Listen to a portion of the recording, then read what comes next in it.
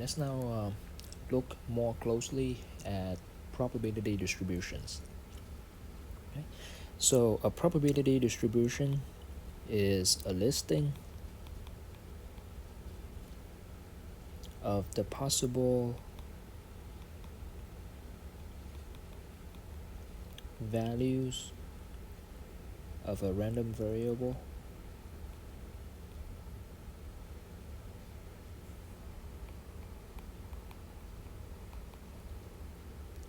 and the probability associated with each value.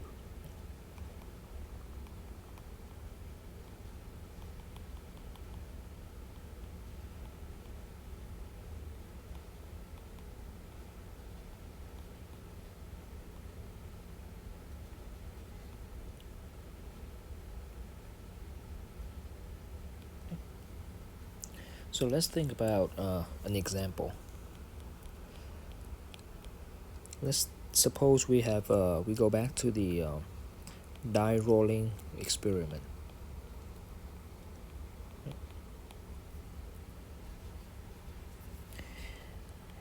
Now, if we let x be the number we get from rolling a die,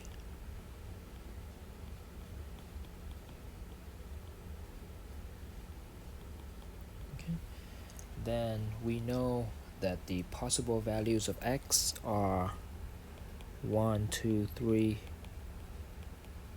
4, 5, and 6, right? So possible values of x 1, 2, 3, 4, 5, and 6. Now, each of these values happens with the probability of 1 over 6. So I can construct a table that looks kind of like this. So we have x here, we have the probability that x is equal to xk.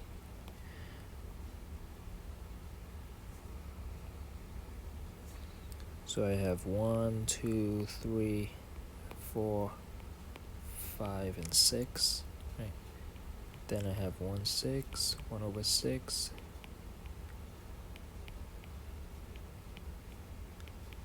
Okay. So in one column, I have the possible values of x. So it's this first column, right? We can call each of them, call these x sub k, right? And then in the other column, we have the probabilities, right? So here, this is the probability that x is equal to 1. This is the probability that x is equal to 2. This is the probability that x is equal to 3, and so on and so forth. Now, any probability distribution must meet two requirements.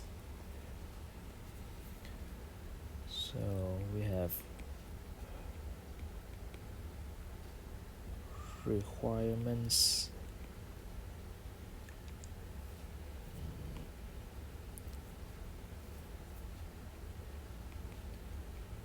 of a probability distribution. First off, the individual probabilities have to be greater than or equal to 0 and less than or equal to 1, right? So 0 must be less than or equal to the probability that x is equal to x sub k, right? Less than or equal to 1 for all possible x sub k. Right? So for all possible values of the variable x, the probability that x takes on each of those particular values must be between 0 and 1.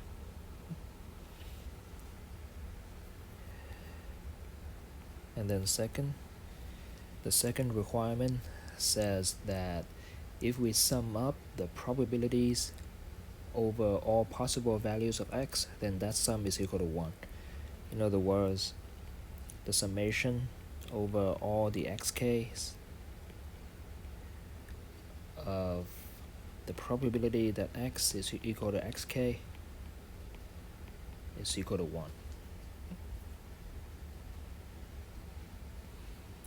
Let me actually write down the interpretation of these requirements.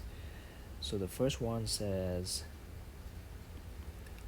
for all possible values x sub k, the probability that our variable x takes on each of those values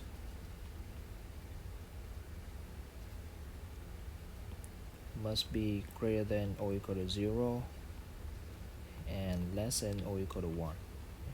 So that's the first requirement. And then the second requirement says that the sum of the probabilities